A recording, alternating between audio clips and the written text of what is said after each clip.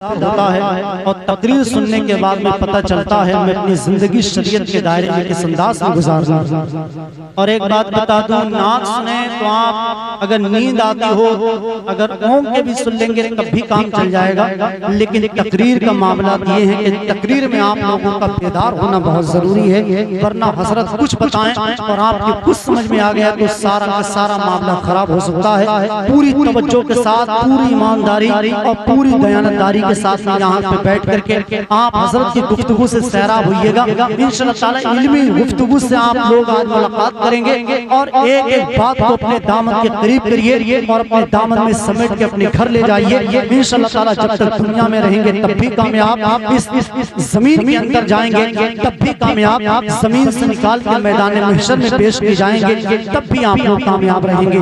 गुफ्तगू सुनने के लिए तैयार हो जाए। मैं आपसे गुजारिश करे देता हूँ, जो पीछे की कुर्सियों पे बैठे हैं, ये कुर्सियां आगे की खाली हैं, मैं अपने भाइयों से गुजारिश करता हूँ आगे की कुर्सियों पे तशरीफ ले आएं ताकि गुफ्तगू सुनने के लिए आप लोग तैयार हो जाएं। माशाअल्लाह कितने अच्छे लोग हैं, अल्लाह रब्बुल इज्जत इन सबको मदीना शरीफ दिखा दे।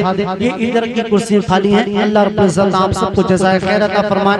बहुत खूबसूरत आप हज़रात ने सुना है अब तक का प्रोग्राम, अल्लाह आप पे बेपनाह फज़ल फरमाए, करम फरमाए, रहम फरमाए।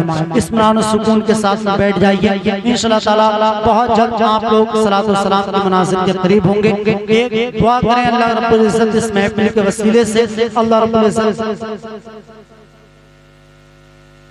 माशाअल्लाह। अब एक शेर सुनिए जरा, एक मर्तबा बुलंद आवाज से मुस्कुरा के बोलिए सुभान अल्लाह, जरा मुस्कुरा के कह दीजिए सुभान अल्लाह। खुदा रसूल की महफिल में आना पड़ता है, खुदा रसूल की महफिल में आना पड़ता है, नसीब खुद नहीं बनता बनाना पड़ता है। खुदा रसूल की महफिल में आना पड़ता है, नसीब खुद नहीं बनता बनाना पड़ता है। बड़े बड़ों को मुसीबत में या नबी कहकर दरे रसूल पे दामन बिछाना पड़ता है। बड़े बड़ों को मुसीबत में या नबी कहके, बड़े बड़ों को मुसीबत में या नबी कहके दरे रसूल पे दामन बिछाना पड़ता है। अगर है ख्वाहिश जन्नत तो बाअदब हो जा कि रास्ते में नबी का घराना पड़ता है। अगर है ख्वाहिश जन्नत तो बाअदब हो जा, अगर है ख्वाहिश जन्नत तो बाअदब हो जा कि रास्ते में नबी का घराना पड़ता है। आज हज़रात बगैर किसी लम्हे इंतजार के खतीब अहले सुन्नत नाशिर मिस्र के आला हज़रत खतीबुल हिंद हज़रत अल्लामा फुरकान रज़ा मंजरी साहब का इस्तकबाल करें। जरा अपने हुजूर के नाम पे दोनों हाथों को उठाइए और बुलंद आवाज से एक नारा लगा के बोलिए नारे तकबीर, जरा जोर से नारे रिसालत, मसलके आला हज़रत फैज़ाने गौसे आज़म अल्लामा फुरकान मंजरी साहब क़िबला। नारे तकबीर, नारे रिसालत। उठा ले जामे लल्ला जो होगा देखा जाएगा, उठा ले जामे लल्ला जो होगा देखा जाएगा। तू पीले पड़ के बिस्मिल्लाह जो होगा देखा जाएगा। सरे महशर कोई पूछे कि जन्नत कौन बांटेगा तो कह देना रसूलुल्लाह जो होगा देखा जाएगा। दारम मसलके अहमद रजा हमारे दीन की हक़ानियत के दोनों शाहिद हैं, मुईनुद्दीन अजमेरी, मुहीयुद्दीन जीलानी। आइए हजरात, हम और आप मिलकर सबसे पहले शहंशाह बहरोबर, मालिक खुशकुतर कायनात के सरवर, अल्लाह के पैगंबर, सरवर कायनात, फ़ख्र कायनात, बिनाए कायनात, जिस नबी की अज़मत व शान को बयान करते हुए फरमाते हैं मेरे इमाम सरवर कहूँ के मालिको मौला कहूँ तुझे, बागे खलील का गुले ज़ेबा कहूँ तुझे, तेरे तो वस्फ़ ऐबे तना ही से है बरी, हैरा हूँ मेरे शाह मैं क्या क्या कहूँ तुझे। आखिर रज़ा ने ख़त्म सुखन इस पे कर दिया, खालिक का बंदा खल्क का आका कहूँ तुझे। तमाम लोग मोहब्बत व अकीदत के साथ गुंबद खजरा की जानिब लो लगाकर दुरूद पाक की डालियां मोहब्बत की थालियों में सजाकर पेश करें। पढ़िए बावाज़ बुलंद अल्लाहुम्मा सल्ली अला सय्यिदना व मौलाना मुहम्मदिन व बारिक वसल्लिम सलातुम व सलामन अलैका या रसूल अल्लाह सल्लल्लाहु तआला अलैहि वसल्लम। जैसा कि आप तमामी हजरात को मालूम है कि आज का ये अजीम शान प्रोग्राम हमारे करम फरमा हजरत मौलाना इमदाद अली साहब ने अपने बेटे के निकाह के मौके पर इस प्रोग्राम को सजाया है, जिसमें उनके साहिबजादे जलसे में बहुत कम लोग बैठे थे। अगर उसकी जगह कोई और महफिल होती तो जगह कदम रखने की बाकी नहीं रहती। लेकिन इतना याद रखिएगा, हर एक को क़यामत के दिन अपना अपना हिसाब देना है। हर एक को क़यामत के दिन अपना अपना जवाब देना है। इस चीज का भी हिसाब होना है। और जब नामे आमाल का रजिस्टर वहां खोलेगा, अल्लाह ताला 15वें पारे में फरमाता है, नहनु अल्ज़मनाहु ताइरहु फी उनुक़िही नुख़रिजु लहू यौमल क़ियामति किताबन यल्क़हु मंशूरा। हमने हर एक का नामे आमाल उसकी गर्दन में लटका दिया है, उसको क़यामत के दिन निकालेंगे खुली हुई किताब की तरह। तो जब हमारे नामे आमाल का दफ्तर क़यामत में खुलेगा तो वहाँ ये भी लिखा होगा कि मौलाना इमदाद अली साहब के मकान के सामने बैठ करके 1:30 बजे इन्होंने अल्लाह और उसके रसूल का जिक्र सुना है। वहाँ ये भी लिखा होगा कि किन किन लोगों ने अल्लाह और उसके रसूल के जिक्र में शिरकत की थी। तो ये दुनिया चंद दिन की है, यहाँ हम हमेशा रहने के लिए नहीं आए हैं। कभी तन्हाई में जाकर के सोचना कि गाने और फिल्में देख करके या सुन करके सो गए और आंख हमारी कब्र में जाकर खुली तो फिर कौन है जो हमारे काम आएगा। और अल्लाह और उसका रसूल का जिक्र सुनकर के दुनिया से चले गए तो इधर जनाजा उठेगा, उधर इमाम साहब कहेंगे लहिद में इश्के रुखे शह का दाग लेके चले, अंधेरी रात सुनी थी चराग लेके चले, तेरे गुलामों का नक्शे कदम है राहे खुदा, वो क्या बहक सके जो ये सुराग लेके चले। तो अच्छे काम करके दुनिया से जाना। कुछ जरूरी पैगाम मैं आपके सामने पेश कर रहा हूं। मैंने जिस आयत करीमा की तिलावत की, 1 मिनट भी आपका जाय नहीं।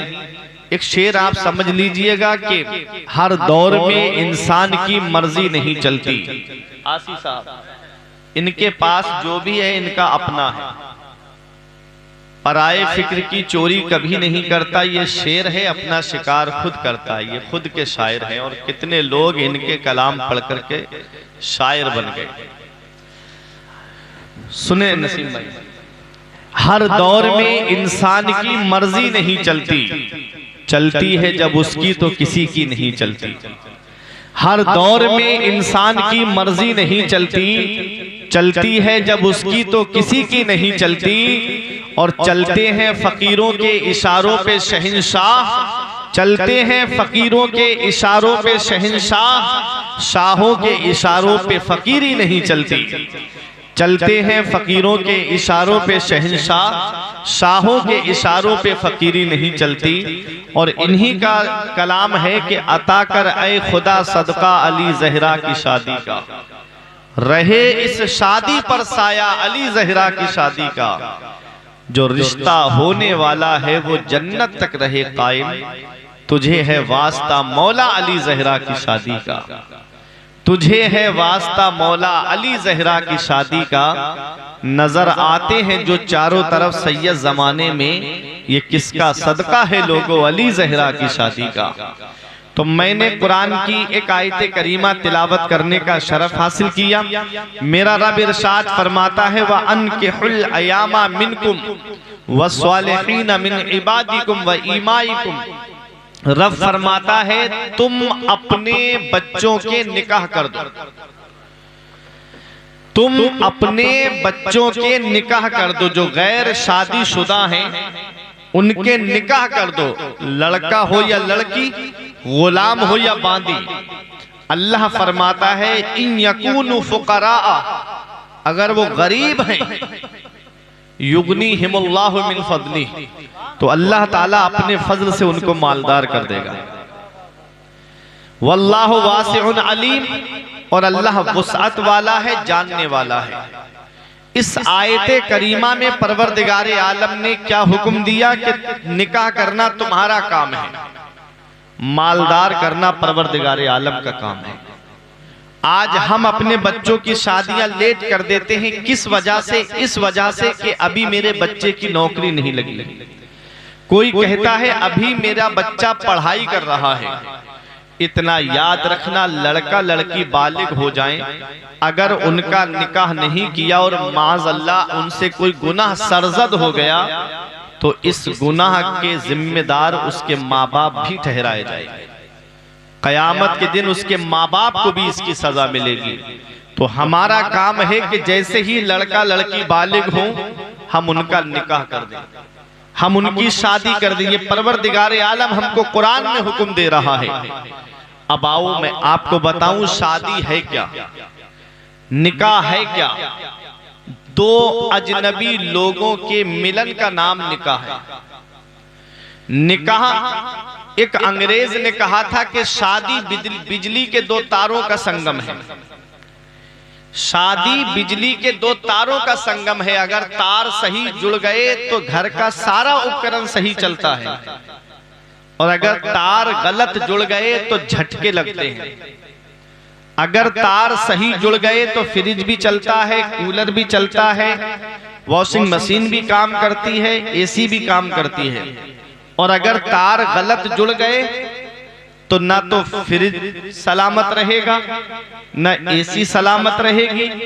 हमने देखा है अगर तार गलत जुड़ गए तो एसी भी गर्म हवा देने लगता है। ये मिसाल से मैंने आपको समझाया। नबी करीम सल्लल्लाहु अलैहि वसल्लम का फरमान क्या है।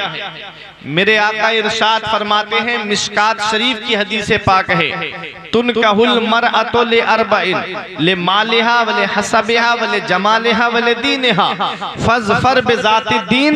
नबी इरशाद फरमाते हैं जब किसी औरत से निकाह किया जाता है तो उसकी चार चीजें देख करके निकाह किया जाता है। या तो लड़की की दौलत देख करके निकाह किया जाता है, या लड़की का खानदान देख करके निकाह किया जाता है, या उसका हुस्नो जमाल देख करके निकाह किया जाता है, या उसकी दीनदारी को देख करके निकाह किया जाता है। नबी इरशाद फरमाते हैं फज़फर बिज़ाति दीन, ऐ मेरे उम्मती जब तुम निकाह करो तो लड़की का खानदान मत देखना, उसकी दौलत को मत देखना, उसके हुस्नो जमाल को मत देखना। नबी फरमाते हैं फज़फर बिज़ाति दीन, उसकी दीनदारी को देखना, उसकी परहेजगारी को देखना।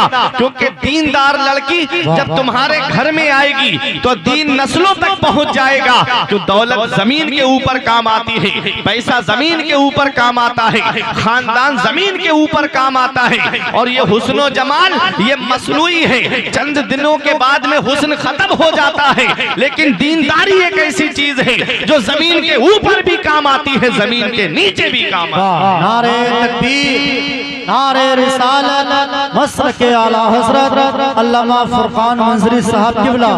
इश्क मोहब्बत गुलामाने हौसला अच्छे मंजरी साहब। लेकिन आज हमारे यहाँ के रिश्तों का मियार बदल गया, आज हमारे यहाँ के रिश्तों का तरीका बदल गया, आज हमारे यहाँ के रिश्तों का रिवाज बदलता जा रहा है। आज जब हम शादी करने खड़े होते हैं तो हम देखते हैं लड़के को जहेज कितना मिलेगा। आज हम देखते हैं कि लड़के का कि जिस घर में हम निकाह करने जा रहे हैं वो खानदान कैसा है। अगरचे लड़की पड़ी हुई हो या ना हो, दीनदार हो या ना हो, दौलत मिल जाए, पैसा मिल जाए, ये सोच आज हमारी बन गई है। इतना याद रखना प्यारे मुसलमानों, दौलत देख करके निकाह मत करना। मदीने वाले मुस्तफा फरमाते हैं तुम निकाह दौलत देख करके ना करो, अन करीब फअसा अमवालुहुन्ना अन युर्दियहुन्ना। नबी फरमाते अन करीब उनका माल तुमको तबाही में डाल देगा। हमने देखा है बड़े घरों से रिश्ते हो जाने के बाद में कभी मियाँ बीवी में लड़ाई हो गई तो कोर्ट कचहरियों के चक्कर लगने शुरू हो जाते हैं। नबी फरमाते हैं तुम सिर्फ दौलत देखकर निकाह ना करना, क्योंकि अनकरीब उनकी दौलत तुमको तबाही में डाल देगी। नबी ने फरमाया तुम सिर्फ हुस्न देख करके निकाह मत करना, खूबसूरती देख करके निकाह ना करना, अनकरीब उनका हुस्न जो है वो तुमको सरकशी में डाल देगा। चांद जैसी बहू दिन में तारे दिखा देती है पूरे घर को। हमने दुनिया के हालात का जायजा लिया है। नबी फरमाते हैं मदीने वाले मुस्तफा फरमाते हैं कि काली कलूटी बांधी ज्यादा बेहतर है उस हसीन से कि जो फितने उठाती हुई चले। पता क्या चला? पता यही चलता है कि जरदार देखकर ना जमींदार देखकर, जरदार देखकर ना जमींदार देखकर रिश्ता करो नबी का वफादार देखकर। बहुत अच्छे, जिंदाबाद। रिश्ता नबी का वफादार देख करके करो। अपने बच्चों की जब शादी करो तो दीनदार को देख करके करो, परहेजगारी को देख करके करो। और आज का हुस्न तो इसका तो कहना ही क्या है। ब्यूटी पार्लर जाने से पहले देख लो और ब्यूटी पार्लर से आने के बाद में देख लो, ये हालात आज होते जा रहे हैं। लेकिन दीनदारी एक ऐसी चीज है, परहेजगारी एक ऐसी चीज है। पता लगाओ कि लड़की कुरान पढ़ी हुई है कि नहीं है, लड़की मसाइल शरइया को जानती है कि नहीं जानती है, लड़की तालीम याफ्ता है कि नहीं है। दीनदार लड़की जब तुम्हारे घर में आएगी तो दीन नस्लों तक पहुंच जाएगा। दीनदार लड़की जब तुम्हारे घर में आएगी, अगरचे दौलत कम लाएगी, अगरचे जहेज कम लाएगी, उसके कदमों की बरकत से अल्लाह इतनी बरकतें अता फरमाएगा कि तुम्हारी नस्लें खाएंगी तब भी वो बरकत खत्म नहीं। जिंदाबाद। अब आओ मक्के शरीफ की सरजमीन पर चलो। मदीने वाले मुस्तफा ने सबसे पहला निकाह जो फरमाया कितनी साल की उम्र में फरमाया? 25 साल की उम्र में। आज मेरी कौम के नौजवानों से पूछा जाए कि मदीने वाले मुस्तफा का पहला निकाह कौन सी उम्र में हुआ तो कुछ लोग बता पाएंगे इल्ला माशाल्लाह। और अभी पूछ लो कि कौन से आईपीएल में कौन सी टीम के कौन से खिलाड़ी ने शतक मारा है, बता देंगे। और कौन से हीरो की फिल्म सुपर डुपर हिट हुई ये भी बता देंगे। पता नहीं तो अपने बुजुर्गों की तारीख नहीं पता, पता नहीं तो अपने असलाफ की तारीख नहीं पता, पता नहीं तो अपने पैगंबर की सीरत नहीं पता। इतना याद रखना नौजवानों, हर चीज तुम्हें गूगल और इंटरनेट पे नहीं मिलेगी। अपने उलमा के करीब आओ, कुछ जिंदगी की बातें उलमा इकराम के पास बैठने से मिलती हैं। मदीने वाले मुस्तफा ने सबसे पहला निकाह 25 साल की उम्र में फरमाया। किसी 12 या 13 या 14 15 साल की कुंवारी लड़की से निकाह नहीं किया। मदीने वाले मुस्तफा ने 40 साल की बेवा हजरत खदीजतुल कुबरा से निकाह फरमाया है। वो भी 2-2 शौहरों से बेवा हो चुकी थी। मदीने वाले मुस्तफा का पहला निकाह होता है। उस वक्त में वो जमाना जाहिलियत कहलाता है। उस दौर में मक्के के लोग भी लड़के के अंदर 3 चीजें देखते थे। लड़के की सूरत कैसी है, लड़के की सीरत कैसी है और लड़के का खानदान कैसा है, ये उस दौर में देखा जाता था। और हमारे नबी के हुस्न जमाल का तो कहना ही क्या है, हमारे नबी की खूबसूरती का तो कहना ही क्या है। अरे नबी का हुस्न जमाल आला हजरत फरमाते हैं वो कमाल हुस्ने हुजूर है कि गुमाने नफ्से जहां नहीं, यही फूल खार से दूर दूर है, यही शमा है कि धुआं नहीं। और अल्लामा हसन कहते हैं वो हुस्न है सैयदे अबरार तुम्हारा, वो हुस्न है सैयदे अबरार तुम्हारा, यूसुफ भी है खुद तालिबे दीदार तुम्हारा। नबी के हुस्न का कहना ही क्या। एक सहाबी नबी की बारगाह में आए, 14वीं का चांद चमक रहा है। कभी नबी के चेहरा अनवर को देखें, कभी 14वीं के चांद को देखें। नबी ने फरमाया क्या देख रहे हो? अर्ज करते हैं आका 2 चांदों का मुकाबला कर रहा हूँ, एक आसमान का चांद है और दूसरा नबुव्वत का चांद है। फरमाया फैसला क्या किया? अर्ज करते हैं या रसूल अल्लाह ऐसा लग रहा है जैसे आसमान का चांद नबुव्वत के चांद से हुस्न की भीख मांग रहा हो, रोशनी की भीख मांग रहा हो। ये मदीने वाले मुस्तफा का हुस्न है।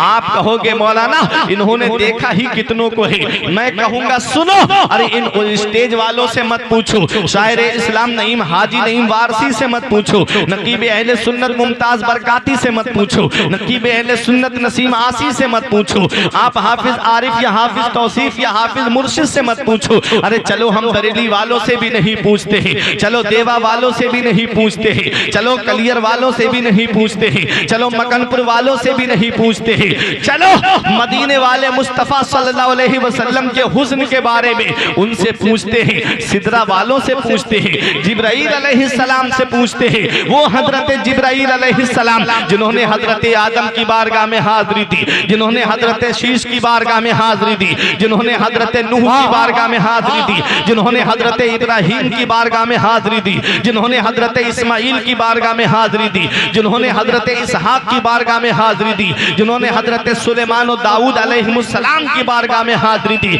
जिन्होंने हजरत मूसा ईसा की बारगाह में हाजिरी दी। हमने कहा है जिब्राइल अलैहिस्सलाम आप नबी के हुस्न के बारे में बताइए, और खुद मेरे आका ने भी एक मकाम पर पूछा था, ऐ जिब्राइल जरा ये बताओ, तुमने पैगंबरों की बारगाह में हाजिरी दी, तुमने रसूल और नबियों की बारगाह में हाजिरी दी, क्या मेरे जैसा भी कोई तुमने देखा है कि अर्ज़ियो जिब्रील ने महजबी तेरी कसम आफा कहां कर दीदाम मोहरे पुतावर जीदाम 20 यार खूबा दीदाम, लेकिन तू चीजें दी गरी।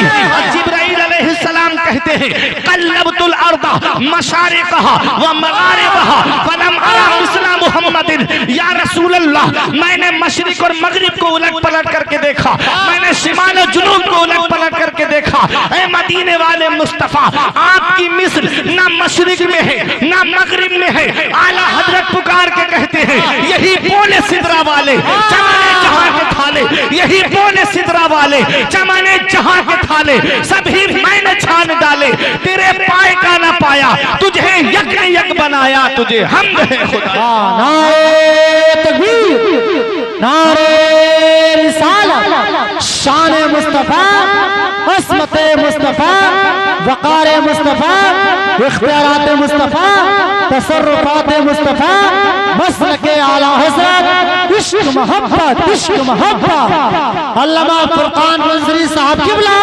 गुलामाने गौसुल आज़म, मुसलमानाने जादूपुर बरेली शरीफ।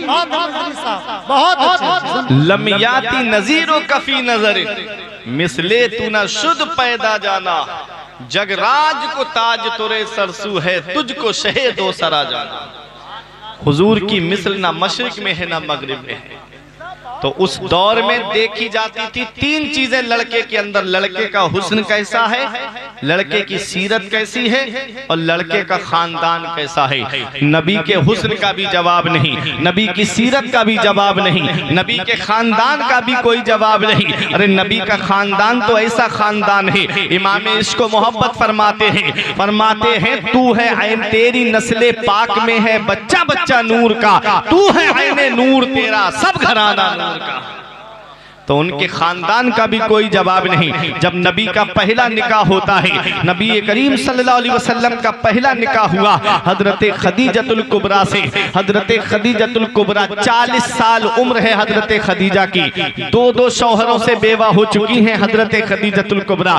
जब नबी का पहला निकाह होता है तो दुनिया हैरत से अर्ज करती है या रसूल अल्लाह, आपके लिए मक्के के हर कबीले की लड़की की ख्वाहिश थी कि मोहम्मद का निकाह हमारे साथ हो जाए। या रसूल अल्लाह आपने पहला निकाह 12 साल या 13 या 14 15 साल की किसी कुंवारी लड़की से क्यों नहीं फरमाया?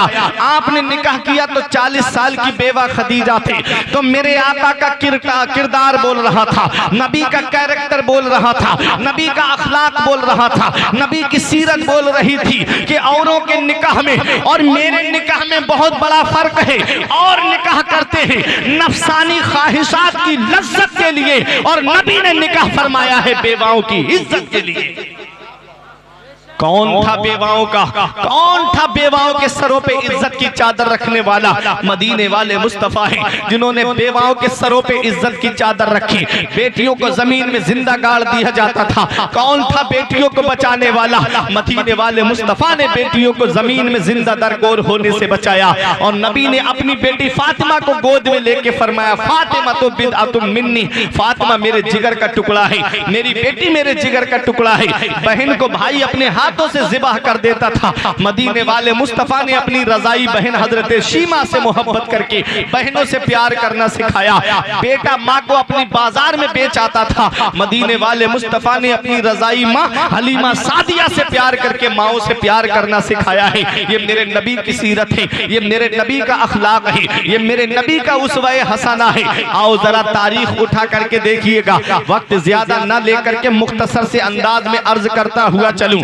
शादी आज तुम्हारे यहाँ पर भी होती है, शादी हमारे यहाँ पर भी होती है, लेकिन किसी की शादी में नमाजी शामिल होते हैं, किसी की शादी में हाजी शामिल होते हैं, किसी की शादी में उलमा शामिल होते हैं, किसी की शादी में पीर शामिल होते हैं, किसी की शादी में नेता आते हैं, किसी की शादी में लीडर शामिल होते हैं। आओ जरा, किसी की शादी में बेनमाजी शामिल होते हैं, किसी की शादी में जुआरी और शराबी शामिल होते हैं। लेकिन एक निकाह ऐसा भी हुआ है मदीने शरीफ की सरजमीन पर, एक निकाह ऐसा भी हुआ है मदीने शरीफ की सरजमीन पर जिसमें इंसान भी शामिल है, जिसमें पैगंबर इस्लाम भी शामिल है, सारे नबियों के सरदार भी शामिल है। और रिवायतों में मिलता है उस निकाह के अंदर अल्लाह की रहमत के 40,000 फरिश्तों ने भी शिरकत की थी। अल्लाह अकबर। जिसमें बेगुनाह मखलूक शिरकत करे वो निकाह कितना बरकत वाला होगा, वो निकाह कितनी अजमत वाला होगा, वो निकाह कितनी शान वाला होगा। मदीने वाले मुस्तफ़ा जब अपनी बेटी फातिमा का निकाह करने का इरादा फरमाते हैं तब हजरत अबू बकर सिद्दीक ने निकाह की ख्वाहिश जाहिर की, उमर फारूक आजम ने निकाह की ख्वाहिश जाहिर की। नबी ने कोई जवाब नहीं दिया। मेरे आका की बारगाह में हजरत अली शेरे खुदा आए। नबी ने इरशाद फरमाया, अली तुम फातिमा के निकाह के ताल्लुक से आए हो? अर्ज किया, हाँ या रसूल अल्लाह। नबी ने फरमाया, महर अदा करने के लिए तुम्हारे पास क्या है? अर्ज किया, आका 3 चीजें हैं, एक मेरे पास तलवार है, एक मेरे पास जिरा है और एक मेरे पास में नेजा है।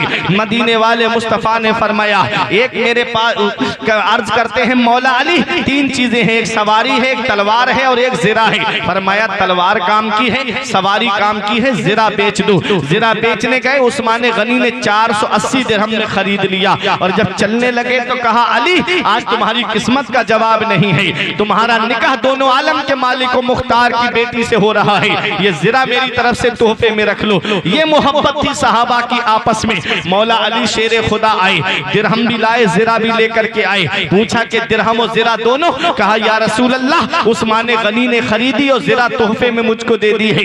नबी ने उस्मान गनी के लिए दुआएं की। अब आओ देखो तारीख उठा करके, नबी ने कुछ दिरहम लिए उस सलमान फारसी और बिलाल हबशी को दिए, कुछ हजरत उम्मे सलमा को दिए। अबू बकर सिद्दीक बैठे हुए थे। अर्ज करते हैं, या रसूल अल्लाह, आज अबू बकर से मशवरा नहीं करेंगे? आका, आज अबू बकर की दौलत कब काम आएगी, मेरा पैसा कब काम आएगा? फरमाया, कहना क्या चाहते हो? अर्ज किया, आका आज मैं फातिमा के लिए इतना जहेज इकट्ठा करूंगा, इजाजत दें। बड़े से बड़ा सरदार देखेगा नबी ने अपनी बेटी को कितना जहेज दिया है।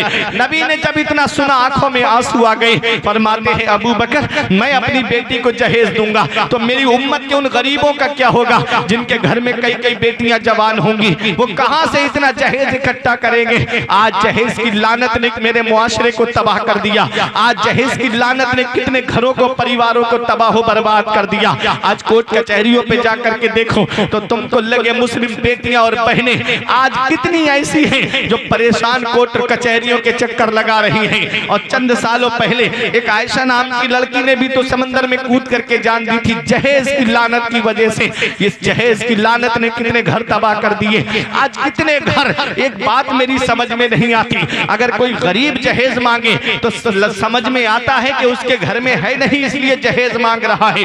अमीरों को क्या पड़ी थी, अल्लाह ने उनको तो दौलत से नवाजा, अल्लाह ने उनको तो कारों से नवाजा, अल्लाह ने उनको तो मोटरसाइकिलों से नवाजा। उनके घर में तो सब कुछ लगा है, एसी उनके घर में लगा है, कूलर उनके घर में चल रहा है, वॉशिंग मशीन उनके घर में लगा हुआ है, सब कुछ है। गरीब मांगे तो समझ में आता है कि उसके घर में है नहीं, इसलिए मुतालबा कर रहा है। अमीरों को क्या पड़ी थी जहेज मांगने की, लेकिन जितनी ज्यादा दौलत उतना ही बड़ा मुंह फैला हुआ है कि मेरे पड़ोस में फला को शिफ्ट मिली है, मुझको क्रेटा चाहिए, क्रेटा मिल गई है तो मुझे उससे ऊपर की गाड़ी चाहिए। ये हालात आज हमारे मुआशरे के होते जा रहे हैं, जिसने आज मेरे मुस्लिम मुआशरे को तबाह कर दिया। न जाने कितनी मुस्लिम बेटियां इर्तिदाद की तरफ चली गईं, न जाने कितनी मुस्लिम बेटियां मुर्तद्दा हो गई, कितनी मुस्लिम बेटियां जिन्होंने इस्लाम धर्म को छोड़ दिया। माज़अल्लाह, कभी तुमने इसका जायजा लिया है? इसकी 2 वजह मेरे सामने आती है।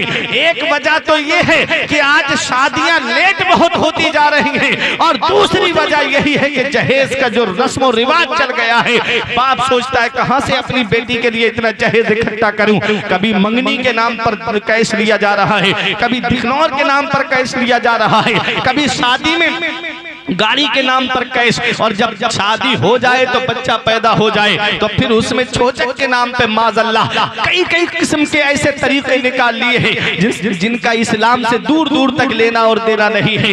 याद रखना, दुनिया में चंद दिन के लिए आए हो, किसी गरीब का दिल दुखा करके दुनिया से मत जाना, किसी गरीब को सता करके दुनिया से मत जाना। मौलाना रूम फरमाते हैं, अज हजार काबा यक दिल बेहतरस, दिल बदस्त आबुर के हज्जे अकबरस। किसी मुसलमान का दिल रख लेना, किसी मुसलमान का टूटा हुआ दिल जोड़ देना, ये हज्जे अकबर है। अल्लाह ताला बड़े वाले हज का सवाब अता फरमाए। बहुत अच्छे, सुभान अल्लाह। नारे तकबीर, नारे रिसालत, मसरक आला हजरत अल्लामा फुरकान मंजरी साहब क़िबला, फैज़ान मदार पाक, फैज़ान औलिया इकराम, सुभान अल्लाह।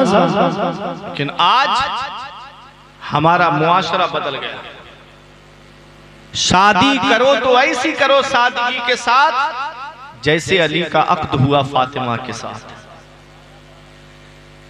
जरदार देखकर ना जमींदार देखकर, रिश्ता करो नबी का वफादार देखकर। ये जहेज की लानत का जो दरवाजा खुला, इसको मदीने वाले मुस्तफा ने वहीं बंद कर दिया था। हमारे यहाँ की